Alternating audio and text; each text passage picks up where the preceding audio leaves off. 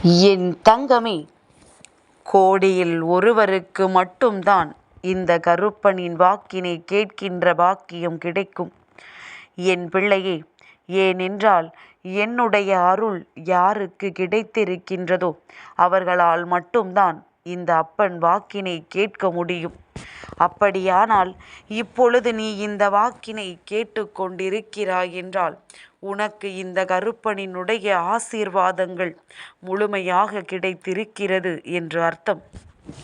என் தங்கமே, இந்த கருப்பன் உன் வாழ்க்கையில் இருக்கிறான் என்று தெரிந்தவுடன் உடனடியாக உனக்குள் வர வேண்டிய விஷயம் என்ன? உன்னுடைய தைரியம். என் குழந்தை, எல்லாவற்றையும் எதிர்கொள்ள வேண்டும் என்ற தைரியம், என்ன நடந்தாலும் அதை கடந்து வர வேண்டும் என்கின்ற நம்பிக்கை, இவையெல்லாம் உனக்கு நிச்சயமாக என் மூலமாக கிடைக்கும். இந்த அப்பன் உன்னை காப்பாற்றத்தான் வருகின்றேன் என்பதனை நிச்சயமாக உன்னால் புரிந்து கொள்ள முடியும். ஏதேனும் ஆபத்தில் என் பிள்ளை நீ சிக்கி தவிக்கிறாய் என்றால் அந்த நேரத்தில் உன் அப்பன் உன்னோடு இருப்பான் என்பதனை நீ மறந்துவிடக்கூடாது. என் குழந்தையே, இந்த நாளில் உனக்கான பல விஷயங்கள் உன்னை சுற்றி நடக்கின்றது. சில விஷயங்கள் உன் கண்களுக்கு தெரிந்தும் சில விஷயங்கள் உன் கண்களுக்கு தெரியாமலும் நடந்து கொண்டிருக்கின்றது. ஆனால் உன்னுடைய மனது மட்டும் ஏதோ ஒன்று உனக்கு தவறாக நடக்கிறது என்று உன்னிடத்தில் எப்பொழுதும் எடுத்துச் சொல்லிக் கொண்டே இருக்கின்றது. சுற்றி நடக்கின்ற விஷயங்களை தவறு என்று உன்னிடத்தில் அது எடுத்துச் சொல்லிக் கொண்டிருக்கின்றது. அப்படியானால் அந்த நேரத்தில் நீ கவனத்தோடு எல்லாவற்றையும் செய்ய வேண்டும். அதிக கவனத்தோடு எந்த விஷயத்தை செய்கின்றாயோ அந்த விஷயம் உன் வாழ்க்கையில் உனக்கான நல்ல முடிவை நிச்சயமாக கொடுக்கும். எல்லோரையும் நம்பி இந்த வாழ்க்கையில் எந்த சூழ்நிலையிலும் நீ ஏமாந்து விடாதே. யார் யார் எந்தெந்த நேரத்தில் எப்படி எப்படி தன்னுடைய குணங்களை மாற்றிக்கொள்வார்கள் என்பது இங்கு யாருக்கும் புரிவதில்லை. அவனவன் சூழ்நிலைக்கு ஏற்ப, அடுத்தவர்களின் முன்னேற்றத்திற்கு ஏற்ப தன்னுடைய மனநிலையை மாற்றிக்கொள்கின்றார்கள். என் பிள்ளையே, இந்த வாழ்க்கையில் அறியாமை என்ற ஒன்று எல்லோருக்கும் இருக்கின்றது. உனக்கு உதாரணத்திற்கு சொல்ல வேண்டும் என்றால், தண்ணீரில் நீந்துகின்ற மீனுக்கு தெரியாது அல்லவா தனக்கு வரும் இரையால்தான் தன்னுடைய உயிர் போகும் என்று. இதுவெல்லாம் அதனினுடைய அறியாமை. எப்பொழுதுமே இந்த வாழ்க்கையில் ஏதேனும் ஒரு விஷயங்கள் தனக்கு வேதனையை கொடுக்கும் என்று தெரிந்துவிட்ட பிறகும் அதன் மீது வேண்டும் என்றே தன்னுடைய கவனத்தை செலுத்தக்கூடாது. தெரியாமல் செய்வதுதான் அறியாமை. தெரிந்தே செய்தால் அதற்கு பெயர்தான் முட்டாள்தனம். என் பிள்ளையே, மான் எவ்வளவு அழகாக இருந்தபோதும் புலி அதனை ரசித்து பார்ப்பது கிடையாது, ருசிக்கத்தான் செய்யும். இதுவெல்லாம் வாழ்க்கையினுடைய யதார்த்தம். தவளை தன்னுடைய சத்தத்தினாலேயே, அதாவது தன்னுடைய வாய் கொழுப்பினாலேயே அது இரையாகி விடுகின்றது அந்த பாம்பிற்கு. அதனால் என்ன இருந்தாலும் சரி, அதை அடக்கத்தோடு வைத்து வாழ பழக வேண்டும். ஆர்ப்பாட்டங்கள் செய்து சத்தம் போட்டு கொண்டிருப்பாயானால் அந்த விஷயம் அப்படியே கெட்டுப்போகும் என்பதனை நீ மறந்து விடாதே. என் குழந்தையே, அறியாமை, ஆணவம், வாய் கொழுப்பு, அவசரம் இவையெல்லாம் இருந்தாலே மனிதனுக்கு அழிவைத்தான் கொடுக்கும் என்பதனை முதலில் புரிந்து கொள். என் பிள்ளையே, அவசரப்பட்டு செய்கின்ற காரியங்கள் ஏதேனும் ஒரு தவறான முடிவை சந்திக்கும். பதறிய காரியம் சிதறும் என்று காரணமில்லாமல் சொல்லவில்லை. பதறாமல் நீ செய்கின்ற விஷயங்கள் நிச்சயமாக உனக்கு வெற்றியை கொடுக்கும். உன்னை தாழ்த்துபவர்கள் முன்பு உயர்ந்து நில். உன்னை உயர்த்துபவர்கள் முன்பு பணிந்து நில். இவை இரண்டையும் எப்பொழுதுமே நீ நினைவில் கொள்ள வேண்டும். தாழ்த்துகிறார்கள் என்று தெரிந்துவிட்டால் அவர்கள் முன்னிலையில் உயர்ந்து செல்லத்தானே நீ முயற்சி செய்ய வேண்டும்.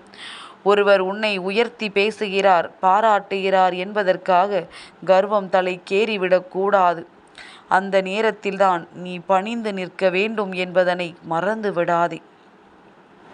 என் பிள்ளையே, நீ வாழ்க்கையில் பக்குவமடைந்து விட்டாய், நீ பக்குவமாகி விட்டாய் என்று அடிக்கடி பக்குவம் என்கின்ற வார்த்தையை இந்த அப்பன் உன்னிடத்தில் சொல்லிக் கொண்டிருக்கின்றேன் அல்லவா? பக்குவம் என்றால் என்ன? அதுதான் உன்னுடைய சகிப்புத்தன்மை.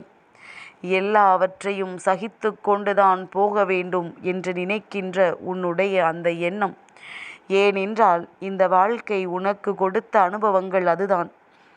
கஷ்டம் வரும்பொழுதெல்லாம் அதை தாங்கிக் கொள்ள முடியாமல் நிற்காமல் அதை சகித்து கொண்டு அதில் நமக்கான வெற்றி இருக்கிறது என்று உணர்ந்து அதை நீ கடந்து வரும் பொழுதுதான் உன்னால் சாதிக்க முடியும் என்பதனை நீ புரிந்து கொள்ள வேண்டும்.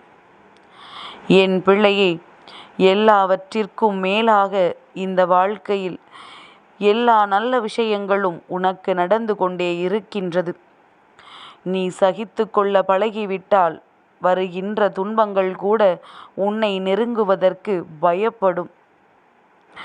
என் பிள்ளையே, இந்த உலகத்தில் பணம்தான் தன்னுடைய உலகம் என்று நினைத்து சில மனிதர்கள் அலைந்து கொண்டிருக்கின்றார்கள்.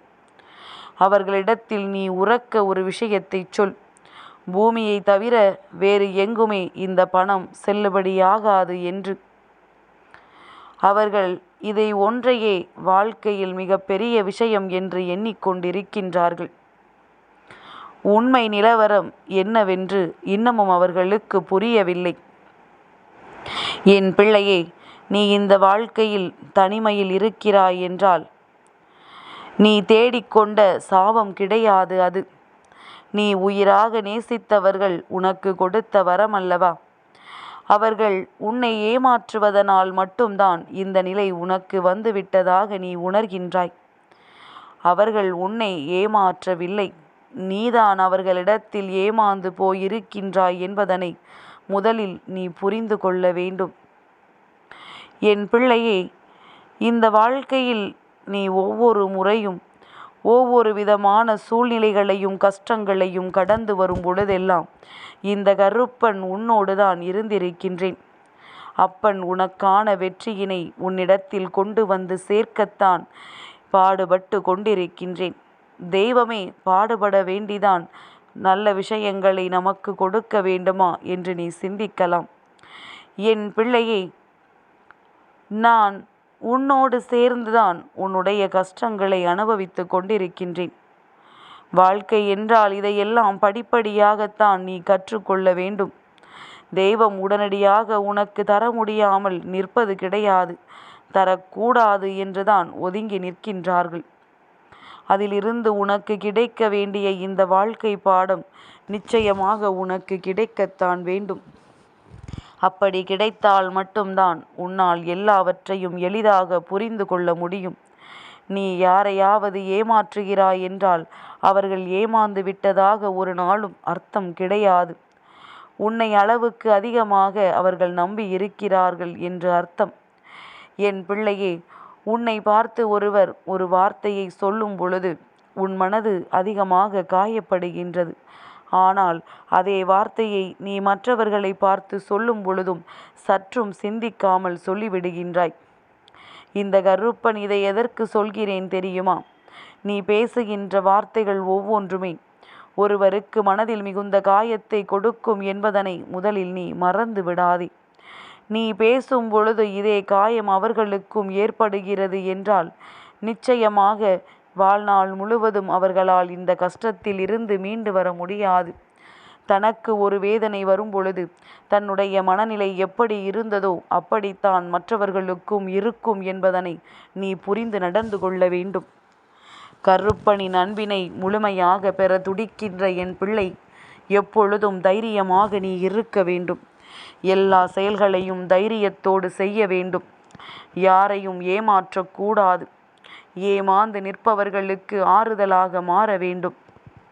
எந்த சூழ்நிலையிலும் யார் ஒருவரின் கஷ்டத்திற்கும் நீ காரணமாக இருந்துவிடக்கூடாது.